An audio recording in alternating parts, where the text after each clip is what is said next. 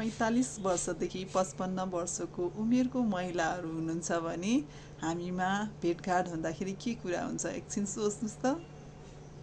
नमस्कार, सोच्नुभयो त? मेनोपोज है, महिनावारी सुक्यो तिम्रो कि भइरहेछ? सुक्यो भने ल अब चाहिँ तिम्रो रोगहरू सुरु हुन्छ है भनेर चाहिँ हामी तर्साउँछौँ भने भइरहेछ अलिक गडबड छ भन्यो भने चाहिँ ल है अब तिमीले चाहिँ योगाहरू गर्नुपर्छ है, शरीरलाई चाहिँ अब अलि तिमीले ध्यान दिनुपर्छ है भनेर हामी यस्तो कुराहरू गर्छौँ होइन।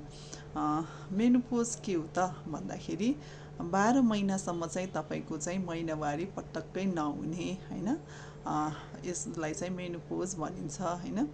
अब यो उमेरभन्दा हाम्रो अगाडि नै यस्तो महिनावारी रोकियो भने चाहिँ डक्टरहरूलाई जचाउनु पर्यो होइन।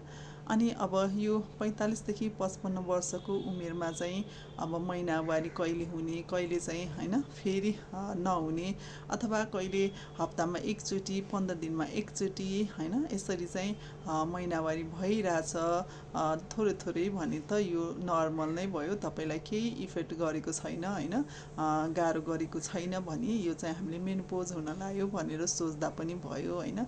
अब यो सँगसँगै एकदमै रगत चाहिँ बग्ने होइन धेरै नै समयसम्म रगत जाने भयो भने चाहिँ डक्टरहरूको सल्लाह लिनु एकदमै जरुरी छ होइन। डक्टर जचाउनु पर्यो, हाम्रो पाथेघरहरूको होइन अवस्था हेर्नु पर्यो होइन। अब यो हाम्रो शरीरमा चाहिँ एस्ट्रोजन भन्ने चाहिँ नामक चाहिँ हर्मोनको कमीले चाहिँ होइन तपाईँको शरीरमा चाहिँ परिवर्तन ल्याउँदो रहेछ होइन। अचानक तपाईँको शरीर तातो हुने, राति खलखल पसिना निस्किने होइन, केही काम गर्न चाहिँ आँट नआउने, तपाईँलाई रिस उठ्ने होइन, एकदम झनक झनक रिस उठ्ने होइन, बोल्न मन नलाग्ने होइन, यो चाहिँ हाम्रो हर्मोनको खराबीले चाहिँ होइन हामीमा चाहिँ यस्तो प्रभाव पर्ने रहेछ होइन। त्यसैले चाहिँ तपाईँ सकेसम्म खुसी हुने प्रयास गर्नु पर्यो होइन, पर्याप्त मात्रामा निन्द्रा लिनु पर्यो, तनावहरूबाट तपाईँ चाहिँ टाढा रहनु पर्यो होइन।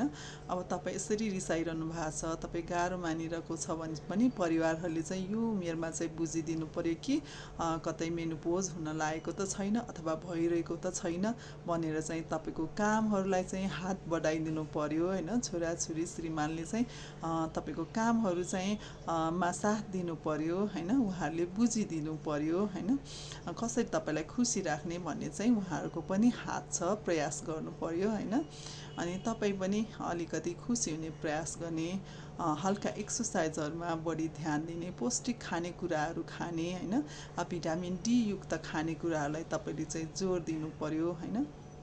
अनि रमाइलो गर्ने, खुसी हुने वातावरणमा तपाईँ चाहिँ जान सक्नु पर्यो। त्यसैले भनिन्छ नि बिहानको समय तपाईँ घरमा बसेर योगा गर्नुभन्दा पनि अझ बाहिर बसेर समूहमा बसेर गर्दा चाहिँ साथीभाइसँग गफ हुने, कुराकानी हुने होइन, आफ्नो दुःख सुख त्यही उमेरको साथीहरूमा बिसाउन पाउने भएको भएर पनि बाहिर योगा गर्दाखेरि चाहिँ धेरै फाइदा। अथवा तपाईँ बाहिर जानुहुन्न, घरमै बसेर गर्नुहुन्छ भने चाहिँ घरमै बसेर पनि केही आसनहरू गर्न सक्नुहुन्छ है। तपाईँमा कुनै दीर्घ रोगहरू छैन भने मात्रै अथवा डक्टरको परामर्श लिएर चाहिँ तपाईँले घरमै बसेर चाहिँ केही आसनहरू गर्न सक्नुहुन्छ है। त्यसमा चाहिँ ताडासन भयो, सेतुबन्ध आसनहरू भयो होइन, भुजङ्ग आसनहरू भयो होइन। यसरी चाहिँ तपाईँले आसनहरू युट्युबहरूमा हेर्न पनि सक्नुहुन्छ, यी आसनहरूको बारेमा बुझ्न पनि सक्नुहुन्छ होइन। यी आसनहरू प्राणायामहरूमा चाहिँ तपाईँले फेरि अनुलोम विलोम भयो होइन, भ्रामरी भयो, अनि हामी शवासनमा आनन्दले होइन आफूले आफूलाई निहाल्दै शवासनमा बस्दाखेरि पनि भयो। अनि तपाईँले अर्को कुरा हामीले कमेडीहरू हेर्ने, हाँस्ने होइन, खुसी हुने प्रयासहरू गर्ने। तपाईँलाई के इच्छा लागेको छ, टिनेजरमा तपाईँलाई के गर्न इच्छा थियो होइन, त्यो चाहिँ तपाईँले यो उमेरमा आएर गर्नुभयो भने त्यसले तपाईँलाई खुसी प्रदान गर्छ होइन। नाच्ने, गाउने होइन, साइक्लिङ चलाउने कि अथवा के तपाईँलाई इच्छा छ त्यसको ट्रेनिङहरू लिने होइन, यसले पनि तपाईँलाई चाहिँ समयको पनि तपाईँलाई सदुपयोग हुन्छ होइन। तपाईँ रमाउनु भयो भने तपाईँको शरीरमा हाम्रो खुसीको हर्मोन बढ्न थाल्छ, जसले गर्दा तपाईँलाई पीडा चाहिँ कम हुँदै जान्छ होइन।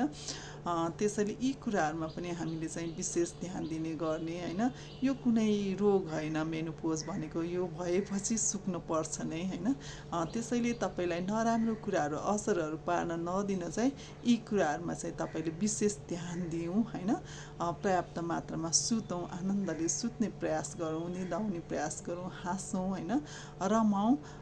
यही नै हो। यसले गर्दा हाम्रो मेनोपोज सजिलैसँग हामीबाट छुटकारा पाउँछौँ होइन। यो कुनै रोग, ठुलो रोग होइन। त्यसैले यसलाई सामान्य बनाऊ। हस्, धन्यवाद।